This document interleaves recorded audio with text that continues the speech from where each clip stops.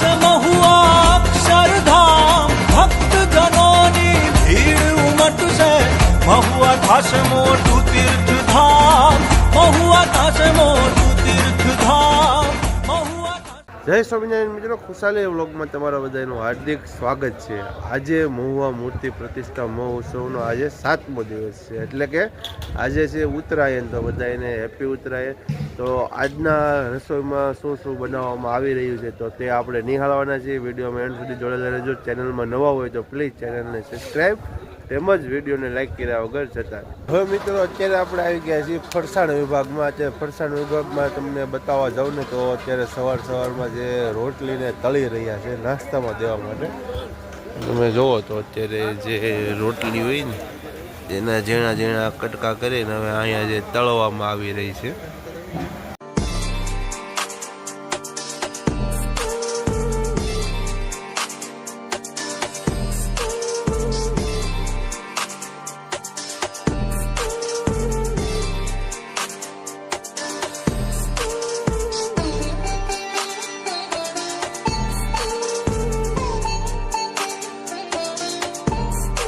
રોટલી તળાઈને કમ્પ્લીટ થઈ જાય ત્યાર પછી આ ટોપની અંદર કાઢવામાં આવે છે.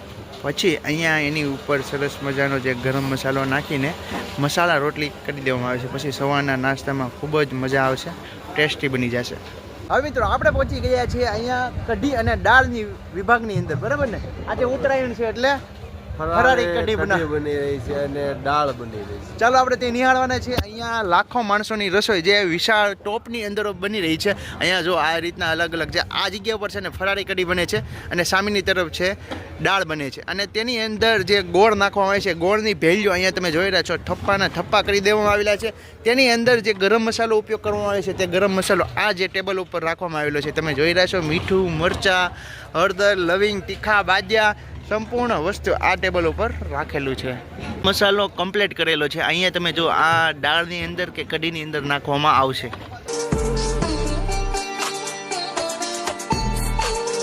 સવારના નાસ્તાની અંદર જે ભેળ આપવામાં આવી રહી છે, આ ભેળની અંદર જે રગડો બનાવવામાં આવી રહ્યો છે તે હું તમને બતાવવા જઈ રહ્યો છું. અહીંયા ભાઈઓ દ્વારા જે મશીનથી જે અલગ અલગ વસ્તુઓ જે આ મિક્સ કરી રહ્યા છે, ગરમા ગરમ રગડો.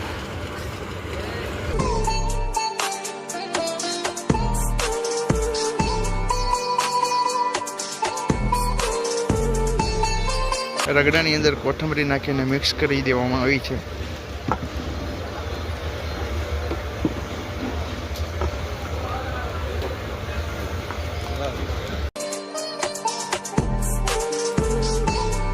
તો મિત્રો આપણે જે ભેળનો રગડો જોઈને આવ્યા ત્યાર પછી હવે આવી ગયા છીએ આપણી પાછળ. તમે જુઓ તો લાખો રોટલી બની રહી છે.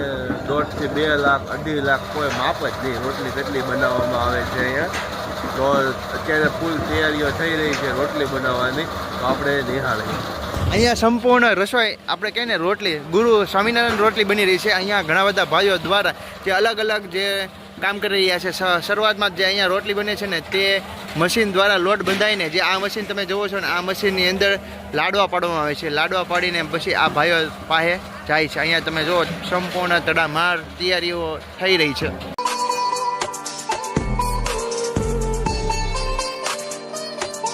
બપોરની પ્રસાદીમાં અહીંયા જે 2 શાક આપવામાં આવે છે. પહેલું તો એક છે મિક્સ ઊંધિયું અને બીજું છે કઠોળમાં વાલનું શાક.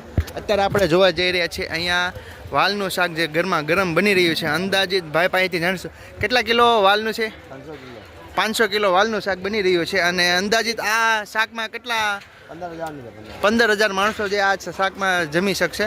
આ રીતના 2 શાક બનાવાય છે. પહેલું તો એક કઠોળ છે અને અહીંયા સામેની તરફ મિક્સ શાક બની રહ્યું છે, મિક્સ ઊંધિયું. અહીંયા સંપૂર્ણ તપેલા તમે જોઈ રહ્યા છો અલગ અલગ.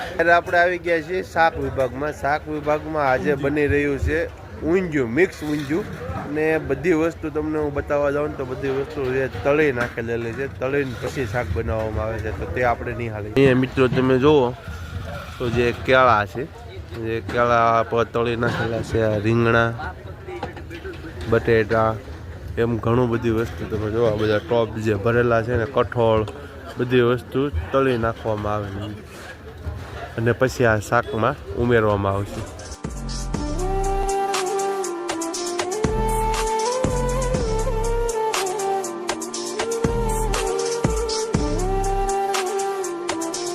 મિક્સ ઊંધિયાની અંદર અલગ અલગ આઈટમો જે એની અંદર નાખવામાં આવે છે.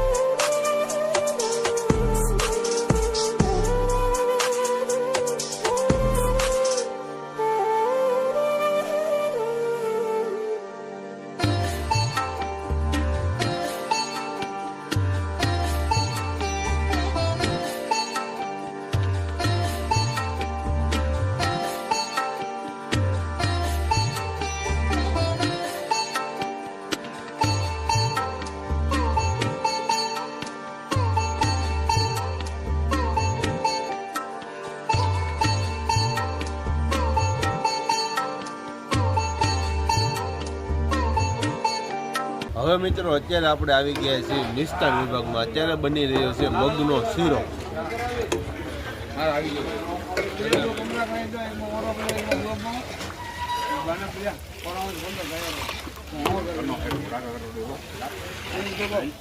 મિત્રો આપણે શીરો નિહાળીને હવે આવી ગયા છીએ કાલની તારીખમાં જે ગુલાબજાંબુ ભક્તોને જે જમાડવામાં આવશે.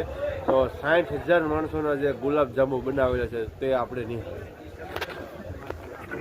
આ એક ચોકીની અંદર નહીં, એવી ઘણી બધી ચોકીઓની અંદર જે ગુલાબજાંબુ પીડ્યા છે. અંદાજિત 600 કિલો લોટના બનાવવામાં આવે છે અને એની અંદર જે 1,600 કિલો ખાંડ ઉમેરવામાં આવી છે.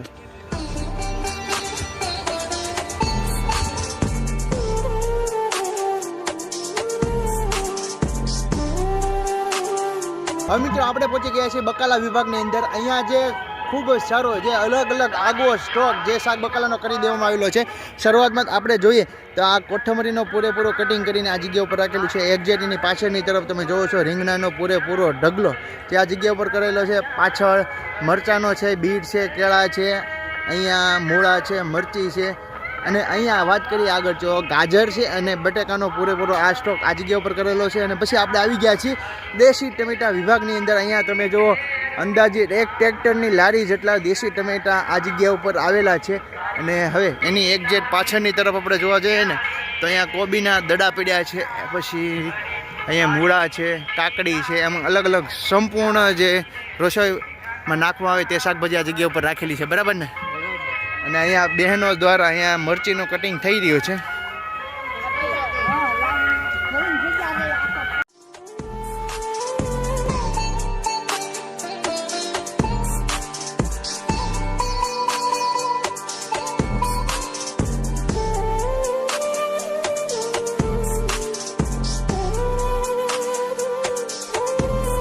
આજે બપોરની મિષ્ટાનમાં જે મગનો શીરો છે અને હવે અડદિયો છે. અડદિયો પૂરેપૂરો આગવો સ્ટોક જે કોઠાર સ્ટોરરૂમની અંદર બતાવવામાં આવેલો છે. ચાલો હું તમને એ બતાવું. વિડીયોમાં છેલ્લે સુધી જોડાઈ રહેજો. ચેનલમાં નવા તો ચેનલને સબસ્ક્રાઈબ તેમજ વિડીયોને લાઈક કર્યા વગર જતા નહીં. અડદિયાનો પૂરેપૂરો સ્ટોક આ કોઠાર સ્ટોરરૂમની અંદર તમે જોઈ રહ્યા છો.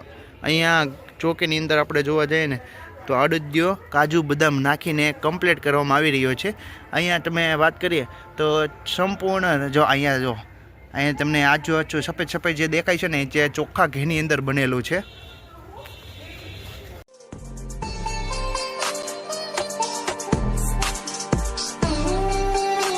આ તો મિત્રો 7મા દિવસનો રસોડાનો વિડીયો. જો તમને વિડીયો પસંદ આવ્યો તો પ્લીઝ વિડીયોને લાઈક કરો, શેર કરો અને સબસ્ક્રાઈબ કરો. ચાલો મળીએ નવા વ્લોગ સાથે. જય માતાજી, જય શ્રી કૃષ્ણ, જય સ્વામિનારાયણ.